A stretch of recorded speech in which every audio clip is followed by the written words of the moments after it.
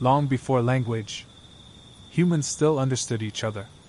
There were no sentences, no names, no shared vocabulary. And yet, information was still passed. Decisions were still made. And survival still depended on connection. Because even without words, humans were never truly silent. Communication before words. Before language, there was still communication. Not random, not unclear, but structured, in a different way. Early humans relied on the body first. Movement, posture, gesture. These were the earliest tools of communication. A raised hand could signal stillness. A pointed arm could direct attention. A shift in posture could indicate danger. These signals didn't require translation. They were immediate, understood through observation. Even today, much of human communication remains nonverbal.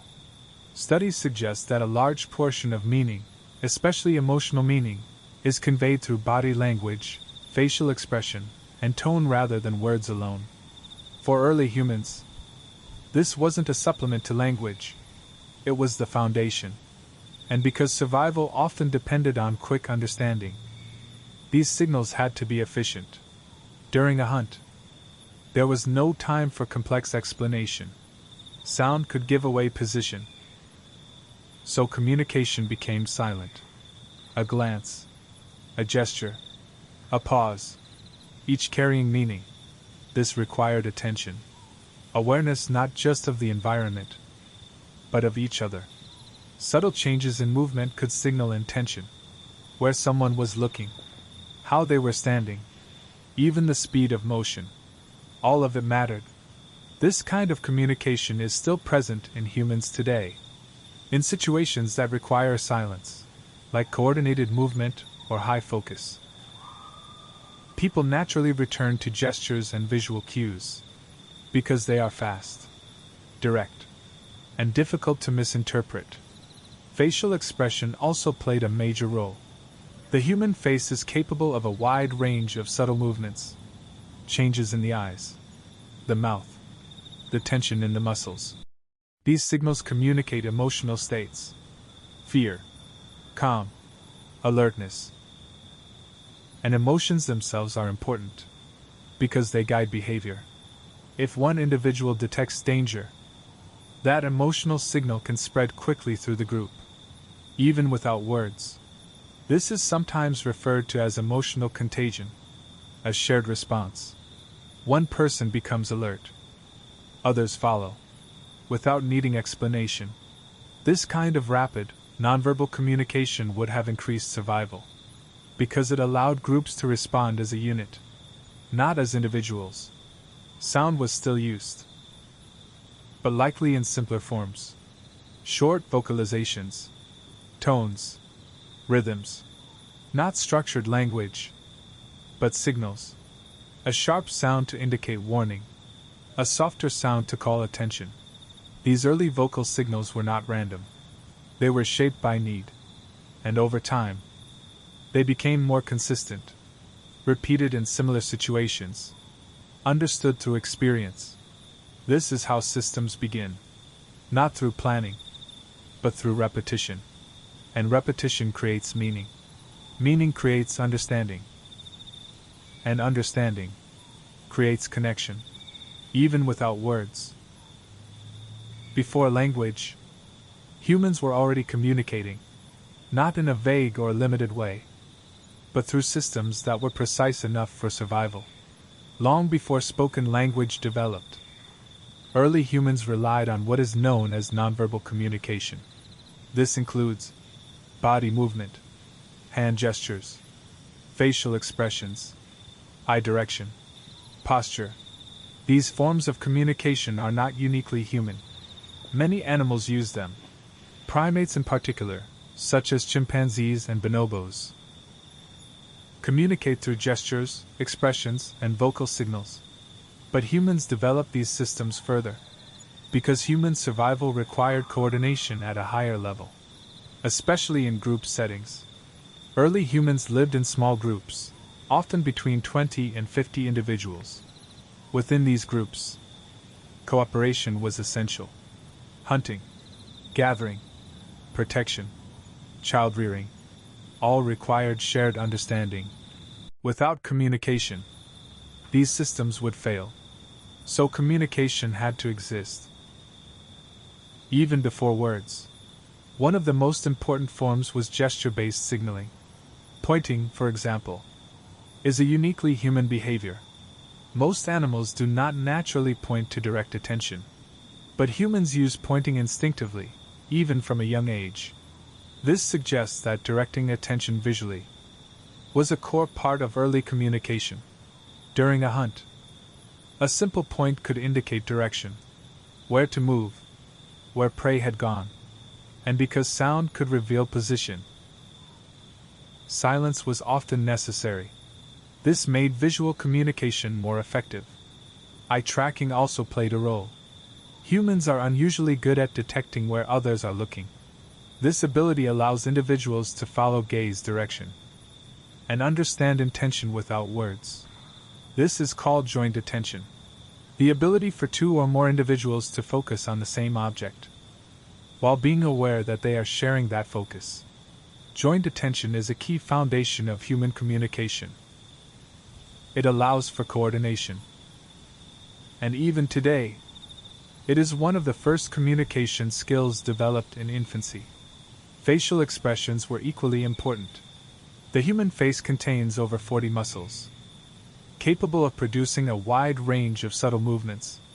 These movements convey emotional states: fear, anger, calm, curiosity. These signals are fast, often automatic, and they are recognized almost instantly by others. This creates rapid emotional alignment within a group. If one individual detects danger, their expression changes. Others see it and respond, even before fully understanding the cause. This process is supported by neural systems in the brain, often referred to as mirror neuron systems. These systems activate both when an individual performs an action and when they observe someone else performing that same action. This allows humans to interpret behavior quickly, to read intention, to understand others. Without language, sound also played a role, but in a different form. Before structured language, humans likely used proto-vocalizations, short, simple sounds, not full words, but consistent signals. A sharp sound for warning, a repeated tone to gather attention, a softer vocalization to maintain group cohesion. Many animals use similar systems, but in humans, these sounds began to carry more flexible meaning. They were not fixed.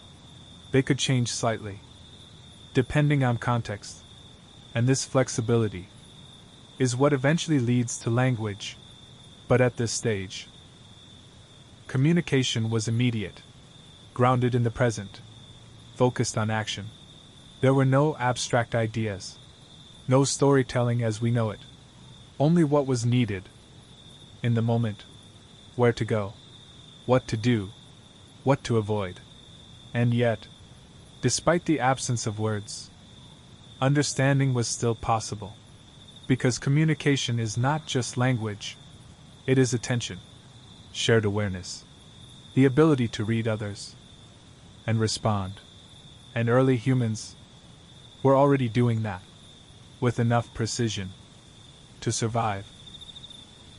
Coordinating without words. Survival for early humans was rarely an individual effort.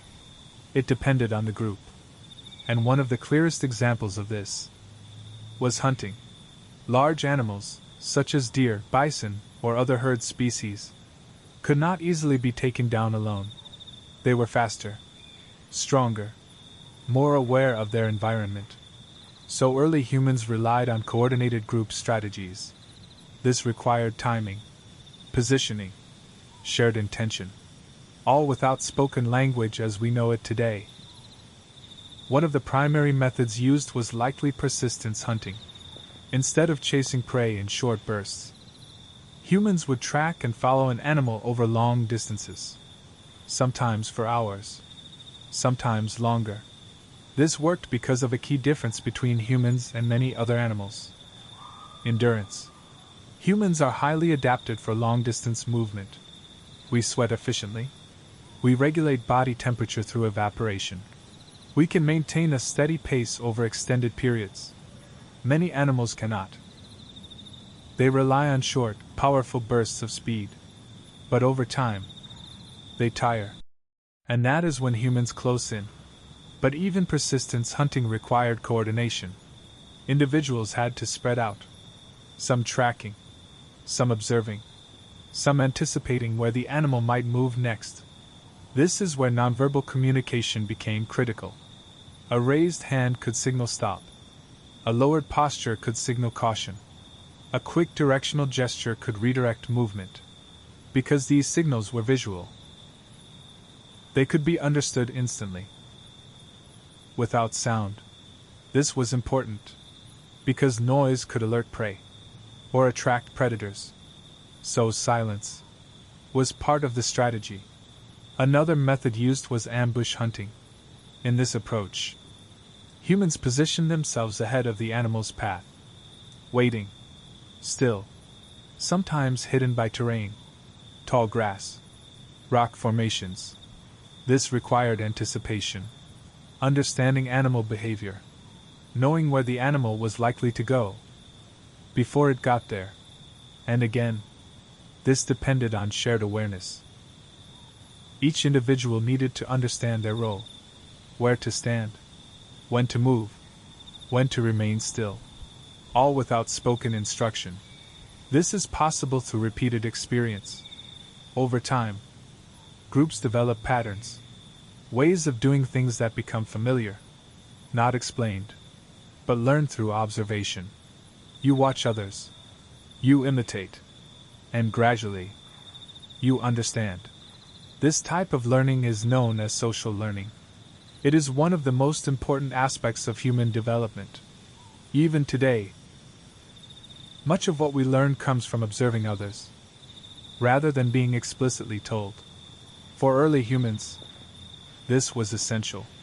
A younger individual watching a hunt would learn positioning, timing, behavior, not through words, but through repetition, through being present, through participation.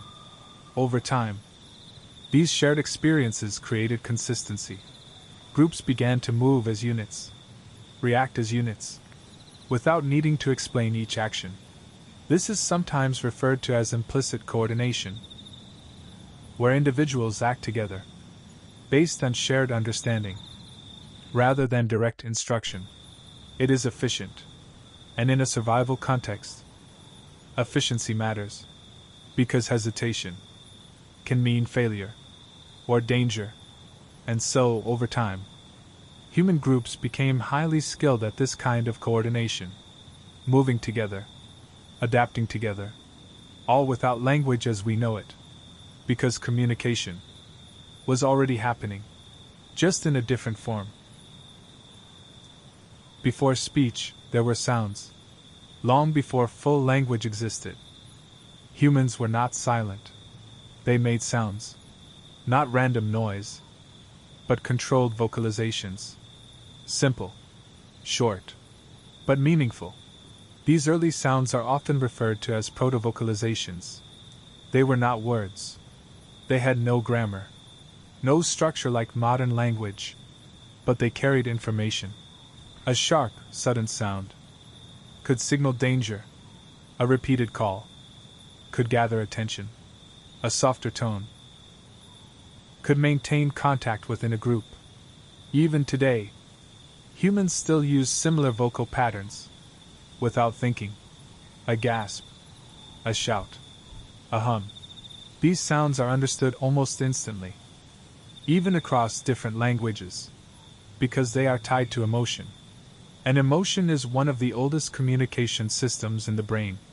The human brain processes emotional sounds quickly, often faster than spoken language. This is because regions like the amygdala, which are responsible for detecting threat and emotional significance.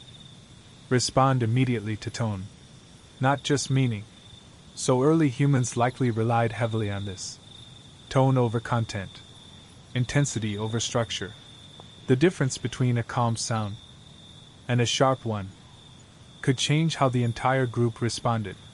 Over time, these sounds became more consistent, used in similar situations, repeated across generations. This is how patterns begin, and patterns are the foundation of language. Another important development was breath control.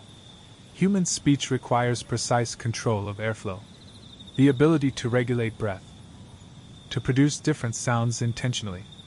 Compared to other primates, humans have far greater control over their vocal system. This includes the position of the larynx, the flexibility of the tongue, the shape of the mouth. These features allow for a wide range of sounds, but they didn't appear all at once. They developed gradually, over many generations.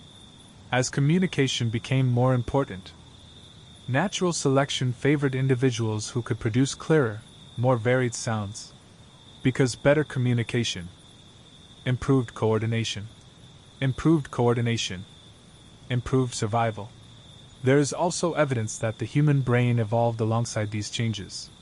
Regions associated with language, such as areas similar to what we now call Broca's area, became more developed.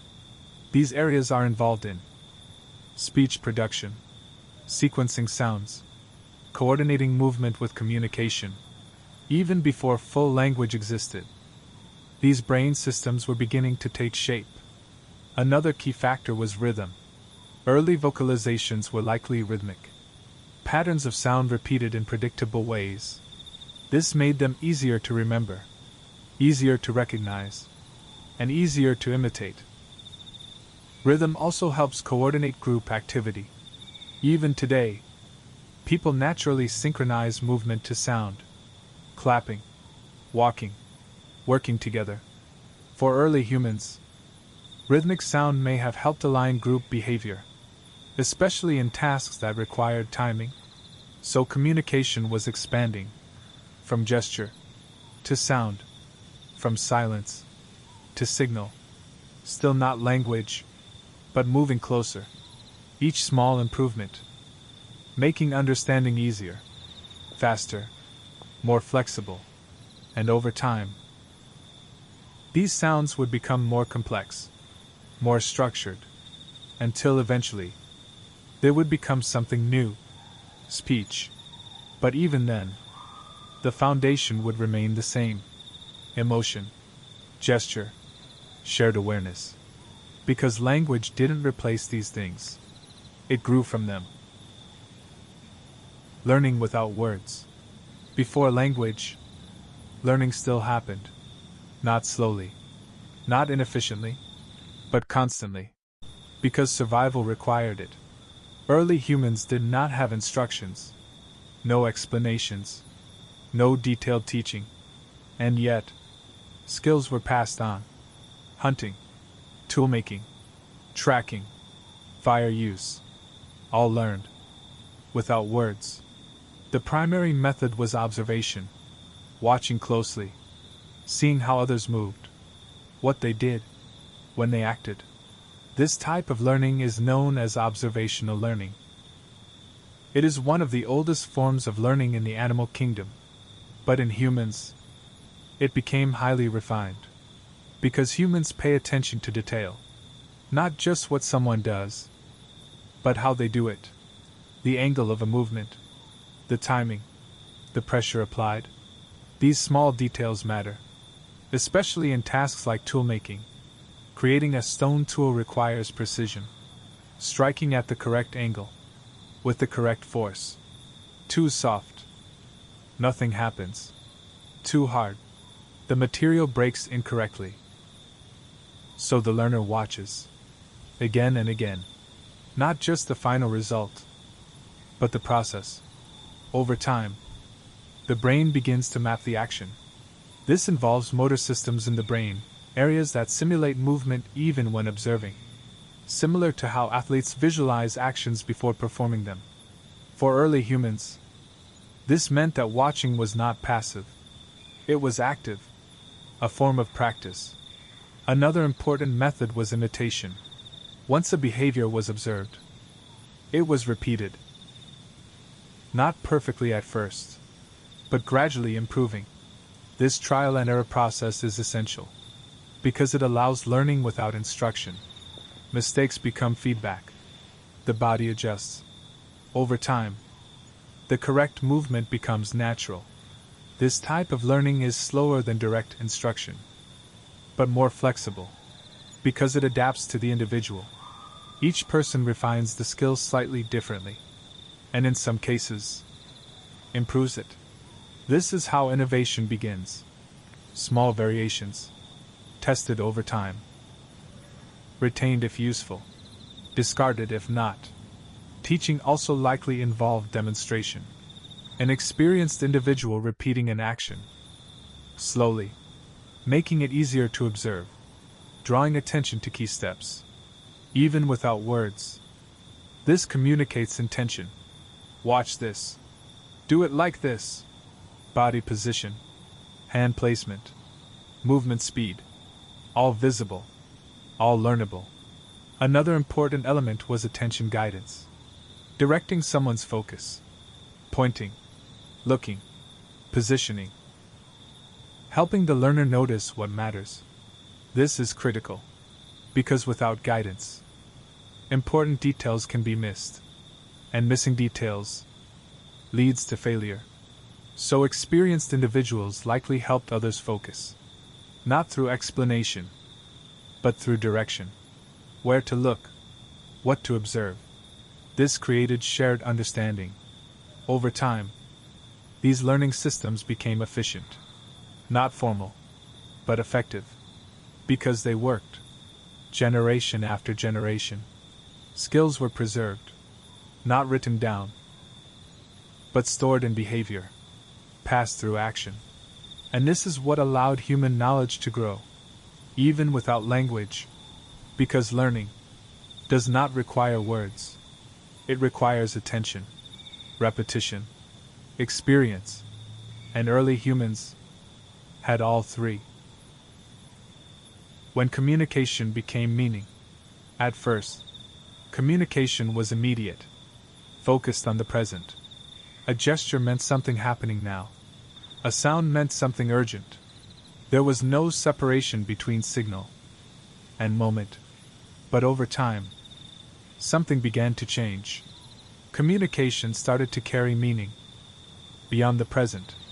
Not just, look there, or danger now, but something more abstract. A gesture could begin to represent an idea, not just an action. This is the beginning of what we call symbolic thinking, the ability for something to stand for something else. A sound representing an object, a movement representing a concept. This may seem simple, but it is one of the most important shifts in human evolution, because once communication becomes symbolic, it can expand. It is no longer limited to what is directly visible.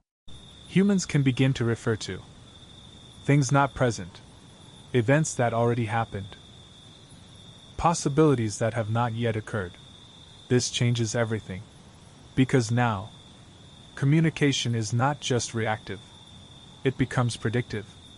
A gesture could indicate where animals were seen earlier. A sound could signal a type of danger, even if it wasn't currently visible. This requires memory, the ability to recall past experiences, and to connect them to present action. The brain supports this through networks involving areas like the prefrontal cortex, which are responsible for planning, decision-making, and abstract thought. These regions became more developed over time in humans, allowing for more complex connections between ideas. Another key part of this shift was shared meaning. For communication to work, others must understand the symbol. This means groups had to develop consistency. A sound used in one situation had to be used the same way again. Otherwise, it loses meaning. Through repetition, certain signals became standardized. Not formally, but through use. Over time, these shared signals became more reliable. And reliability creates trust. If a sound always means the same thing, it becomes useful. It becomes part of a system. This is how early communication systems begin to form. Not suddenly, but gradually, layer by layer. Another important development was combining signals. Instead of a single gesture, multiple gestures could be used together. Instead of one sound, a sequence of sounds. This allows for more detailed meaning, more specific communication, even without full language. This process is sometimes described as combinatorial communication, where simple elements are combined to create more complex messages. And once this begins, the system becomes more flexible, more expressive, more powerful. At this stage, communication is still not language. There is no grammar, no structured sentences, but the foundation is there. Symbols, shared meaning, combination. And with these elements, language becomes possible. Not inevitable, but possible. And over time, as these systems continued to develop, as the brain adapted, as social groups relied more on communication, that possibility became reality. But even then, even once language fully emerged, the older systems remained. Gesture, expression, tone, because they were never replaced. They were built upon. And even now, they are still with us. Every time we gesture while speaking, every time we read someone's expression, every time tone changes meaning, we are using the same systems that existed long before words. Connection before conversation. Before words, humans still formed bonds. Not weak ones, not temporary ones, but strong, lasting, essential connections. Because survival depended on it. Early humans did not live alone. They lived in groups. Small, close-knit communities, often made up of family and extended relatives. Within these groups, trust mattered, cooperation mattered, and connection was everything. But how do you build connection? Without language? The answer begins with emotion. Humans are deeply social beings, and much of human interaction is guided by emotional signals. Even today, people can sense how someone feels, without a single word being spoken, through facial expression, tone, movement. These signals are processed quickly in the brain, often automatically. Structures like the limbic system, including the amygdala, play a key role in detecting emotional cues. This allows humans to respond to others almost instantly, before thinking. For early humans, this was critical. If one individual was afraid, others needed to recognize it immediately. If someone was calm, that calm could spread. This process, sometimes called emotional synchronization, helps groups stay aligned, act together, without needing explanation. Physical touch also played an important role. Contact between individuals can reduce stress. Even in modern humans, touch has measurable effects. It can lower cortisol levels, the hormone associated with stress, and increase oxytocin, a hormone linked to bonding and trust. For early humans, this would have strengthened group cohesion. A hand placed on a shoulder, sitting close together, resting near one another at night. These simple actions reinforced connection, and connection increased survival. Because individuals in a strong group are more likely to support each other, share food, provide protection, care for the young. Even in difficult conditions, eye contact was another powerful signal. Humans are highly sensitive to eye direction. We can detect where someone is looking and whether their attention is focused. Eye contact can signal attention, recognition, intention. It can also communicate emotion, calm, concern, alertness, all without sound. This created a shared awareness within the group, a sense that individuals were not alone, but connected. Even silence became meaningful. Sitting together, without speaking, still communicates presence, safety, and over time, these interactions formed the basis of social structure. Who stays close to who leads, who follows, not formally assigned, but naturally emerging, through repeated interaction, through shared experience, through trust built over time. And this trust was reinforced every day, through action, through response, through consistency. Because without words, there is no explanation, only behavior, and behavior reveals everything. So early humans learned to read each other carefully, to notice patterns, to understand intention, without needing it to be spoken. And this ability did not disappear when language developed. It remained, because it was already essential, long before words existed. When language finally emerged, for a long time, communication worked without words. Gesture, sound, expression, all of it was enough. But over thousands of years, something began to change. Not suddenly, not in a single moment, but gradually, across generations. Communication became more complex, more detailed, more flexible, and eventually, it became language. There is no exact point in time where language began, but evidence suggests that fully developed spoken language likely emerged within the last 50,000 to 100,000 years, possibly earlier in simpler forms. This shift is connected to both biological and cognitive changes. The human vocal tract became more capable. The larynx, also known as the voice box, lowered in position compared to earlier human ancestors. This allowed for a wider range of sounds. The tongue became more flexible, the mouth more capable of shaping precise vocal patterns. Together, these changes made speech possible. But physical ability alone is not enough. The brain had to support it. Regions associated with language, like what we now call Broca's area and Wernicke's area, became more developed. These areas are responsible for producing speech, understanding meaning, organizing sequences of sound. This allowed humans to do something new: combine sounds into structured patterns, not just signals, but words. And once words exist, they can be arranged. This leads to grammar, not complex at first, but enough to organize meaning. Who did what, where, when. This dramatically expands communication. Now, humans can talk about the past, the future, things not present, ideas and possibilities. This ability is known as displacement.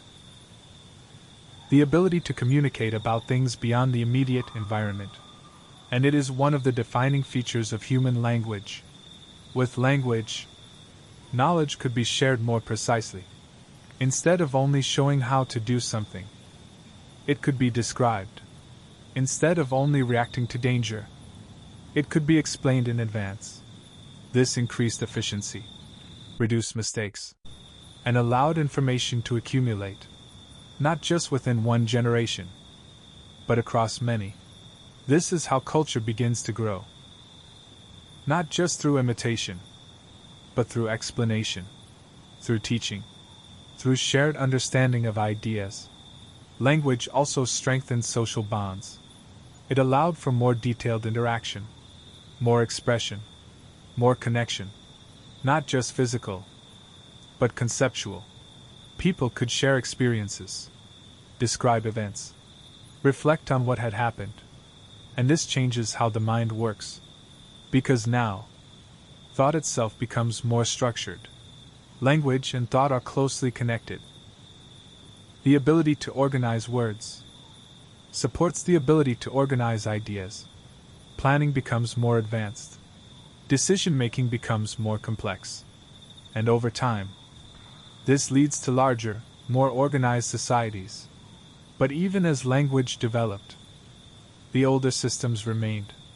Gesture, expression, tone, still present, still important, because communication is layered, built over time, and at its foundation still rests the same abilities that came before: attention, awareness, connection. Language did not replace these things. It grew from them. And even now, every word we speak carries that history. How communication shaped what humans became. Long before cities, before writing, before anything we would recognize as civilization, communication was already shaping humanity. Not just how humans survived, but how they thought, how they related to each other, how they understood the world. Because communication is not just something humans use, it is something that changes them. When early humans began sharing information more effectively, their behavior began to change. Not instantly, but gradually, across generations. Groups that communicated well survived more consistently. They could coordinate, avoid danger more efficiently, share knowledge more accurately. And over time, this created pressure, a kind of quiet selection, favoring individuals who were better at reading others, expressing intention, understanding signals. This is sometimes described as social intelligence, the ability to navigate relationships, to interpret behavior, to respond appropriately. And in humans, this ability became highly developed. The brain reflects this. A large portion of the human brain is involved in processing social information, recognizing faces, understanding emotion, predicting behavior. These are not small tasks. They require constant attention, constant interpretation, and communication made them more important. Because once humans relied on each other, understanding each other became essential. Over time, communication allowed something new to emerge: shared knowledge. Not just individual experience, but collective understanding. One person learns something, and others benefit from it. This reduces the need for everyone to learn everything from scratch. Mistakes are not repeated as often. Successes are remembered. And slowly, knowledge begins to accumulate. This is one of the key differences between humans and other animals. Not just intelligence, but the ability to build on what came before. Communication makes this possible, because information can be transferred, not just through action, but through explanation. Even before full language, this process had already begun, through gesture, through demonstration, through shared attention. And as language developed, it accelerated. Now, ideas could be stored in memory, passed through generations, refined over time. This leads to innovation, new tools, new strategies, new ways of living, all building on previous knowledge. Communication also changed how humans experienced identity. Before, the focus was primarily on immediate survival. But as communication expanded, so did awareness of others. Relationships became more complex. Roles within groups became more defined. Not formally assigned, but recognized. Who leads? Who follows? Who teaches? These patterns emerged through interaction, through communication, and over time, they shaped social structure. Communication also allowed humans to imagine, to think beyond the present moment, to consider possibilities, to reflect. This ability is deeply connected to language, because language allows thoughts to be organized, held in the mind, manipulated, explored, and this leads to something powerful: planning, the ability to think ahead, to prepare for events that have not yet happened, to imagine outcomes before acting. This changes behavior, makes it more deliberate, more controlled, and over long periods. It reshapes how humans interact with the world, not just reacting, but anticipating. And all of this grows from communication, from the simple act of sharing information. Without it, none of this develops. No shared knowledge, no complex cooperation, no accumulated understanding. Communication is what connects individuals into something larger, a group, a system, and eventually, a society. And it all begins before words.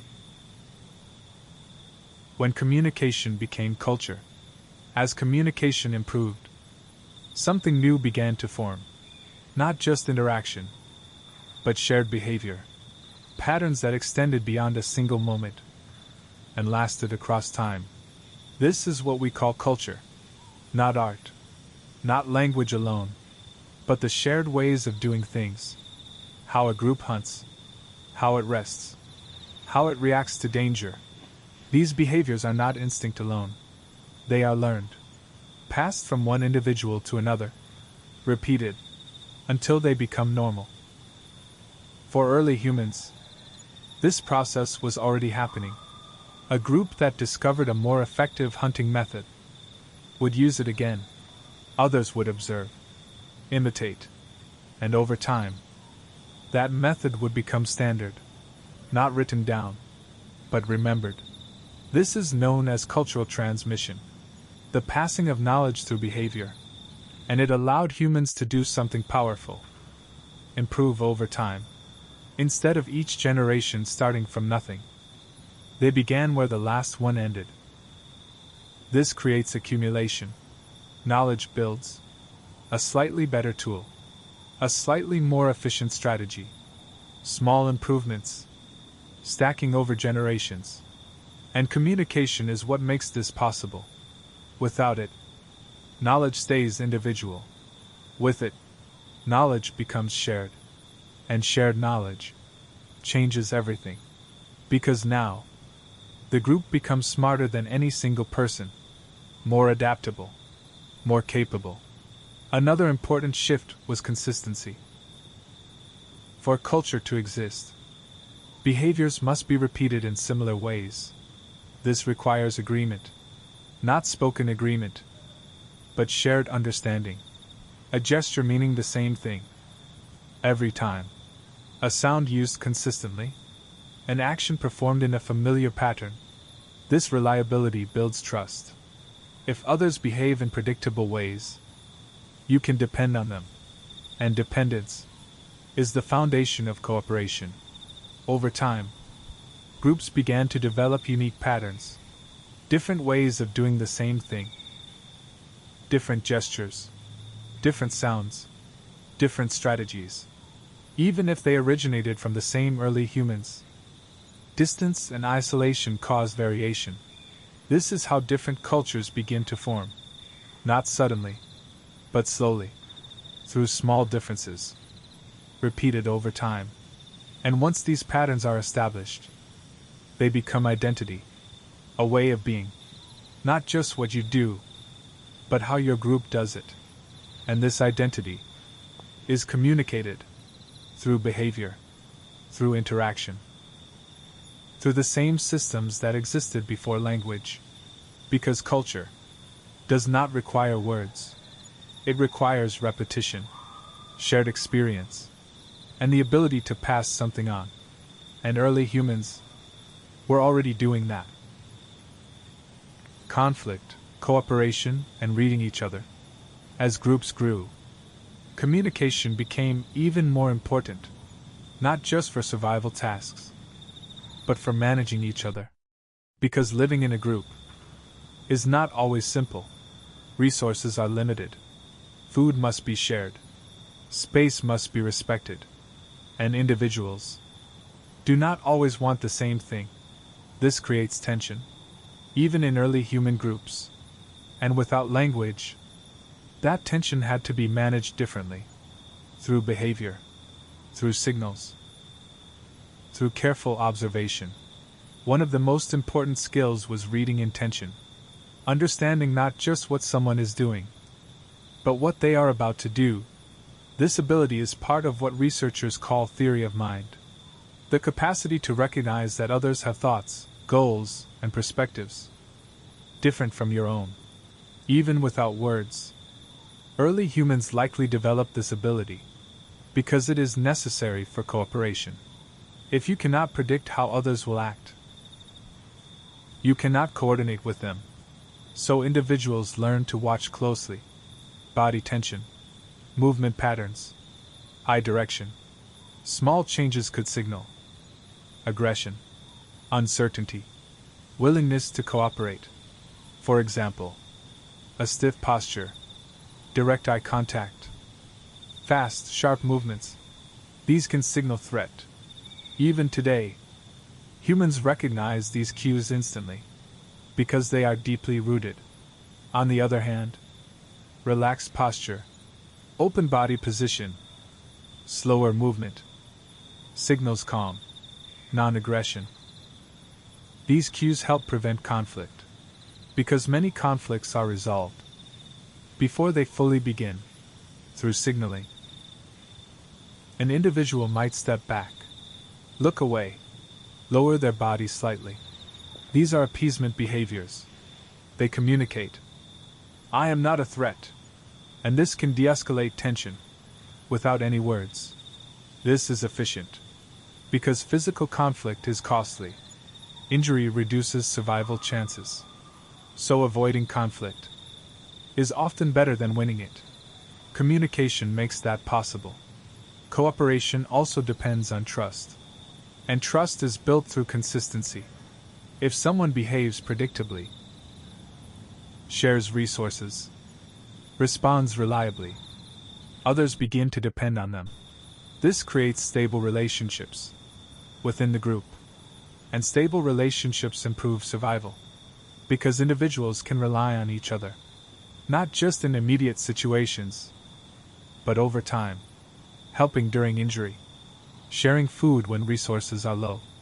These behaviors require memory, remembering who cooperates, who does not, and adjusting behavior accordingly. This is a form of social tracking, and it becomes more important as groups grow, because more individuals means more interactions, more complexity. Communication helps manage this complexity, not through rules, but through patterns. Who stands where? Who responds how? Over time, these patterns become understood, not explained, but felt. This is how groups maintain balance, through constant, subtle communication, adjusting behavior in response to others, moment by moment. And all of this happens without language, because understanding does not always require words. It requires attention, awareness, and the ability to read what is not being said. The beginning of shared memory. At first, communication was about the present. What is happening now? Where to move? What to avoid? But over time, something changed. Humans began to share what had already happened, not just reacting, but remembering, and more importantly, passing those memories to others. This is the beginning of shared memory, the ability for one individual's experience to become part of the group's knowledge. Before language, this was limited, but not impossible. Through gesture, through reenactment, through sound, events could be expressed. A person could imitate an animal, show how it moved, where it went. They could repeat a motion to represent something that had happened earlier. This is a form of mimetic communication, using the body to represent events, not just signal them. This is important because it introduces time. Not just now, but before. And once before exists, learning becomes more powerful. Mistakes can be remembered. Dangerous places can be avoided. Successful strategies can be repeated. All without needing each individual to experience them directly. This increases survival, because knowledge spreads faster than experience. Over time, these reenactments likely became more structured, more consistent. Certain movements always representing certain events, certain sounds linked to certain meanings. And when these patterns are repeated, they become easier to understand, easier to remember. This is how early storytelling begins, not as long narratives, but as fragments. A movement, a sequence, something acted out, and recognized by others. Fire likely played a major role here. At night, when movement slowed, and the group gathered in one place, there was time. Time not spent hunting, not spent moving, but existing together. In that space, communication could expand, not just functional, but expressive. An individual could reenact something that happened earlier that day. A hunt, an encounter. Others would watch, recognize the actions, respond. This creates shared understanding, even for those who were not present. Over time, these shared experiences become part of group knowledge, a kind of memory that exists beyond the individual. This is sometimes referred to as collective memory, knowledge held not by one person, but by the group, passed on through repeated communication. And once this begins, something important happens. Experience no longer disappears when the individual does. It continues through others.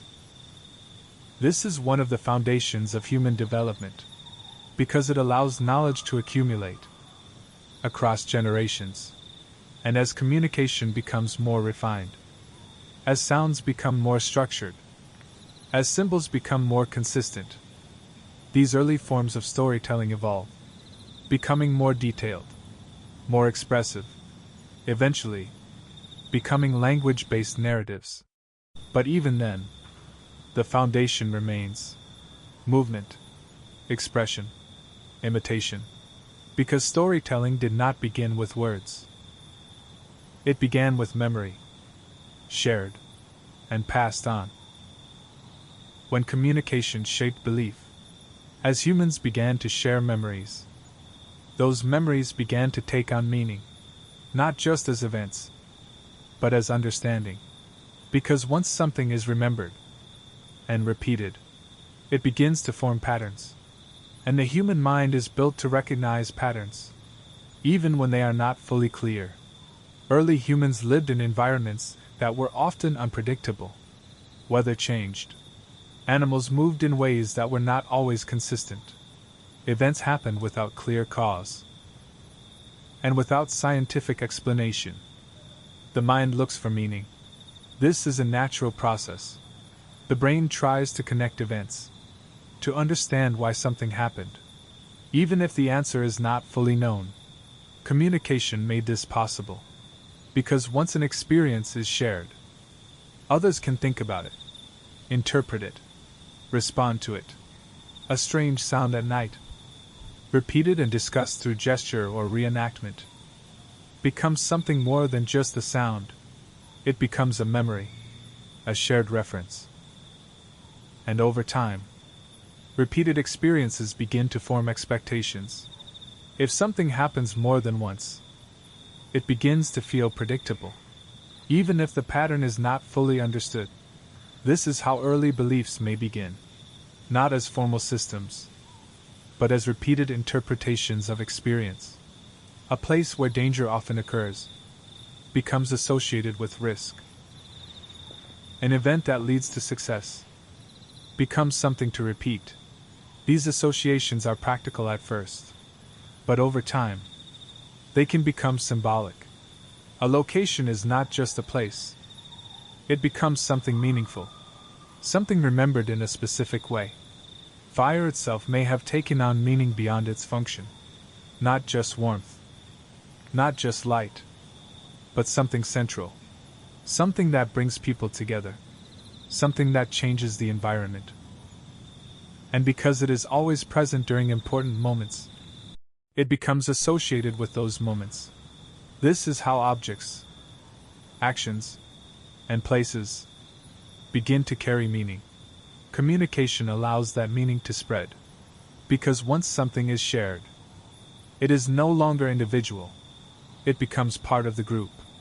Even without language, humans could reinforce these meanings through repetition, through reenactment, through consistent behavior.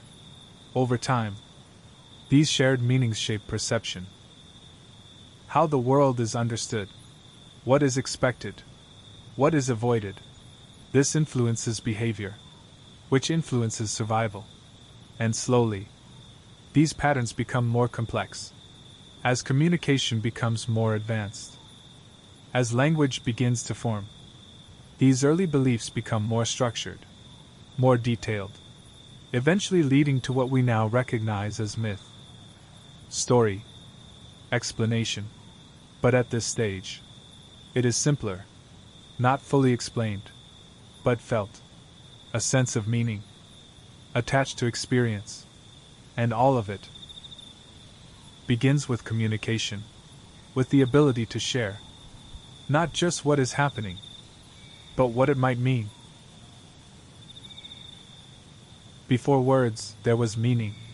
Long before language, humans were already connected, not through sentences, not through names, but through something quieter. A look, a movement, a shared moment. That did not need to be explained. And somehow, that was enough. Enough to hunt.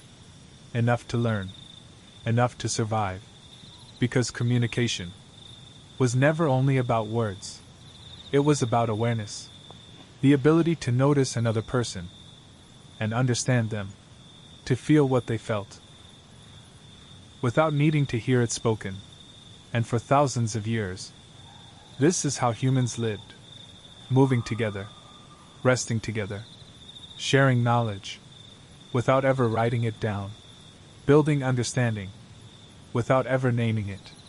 And even as language began to form, as sounds became words, and words became meaning, that earlier system never disappeared. It stayed, layered beneath everything, every gesture, every expression, every tone of voice. Even now, it is still there.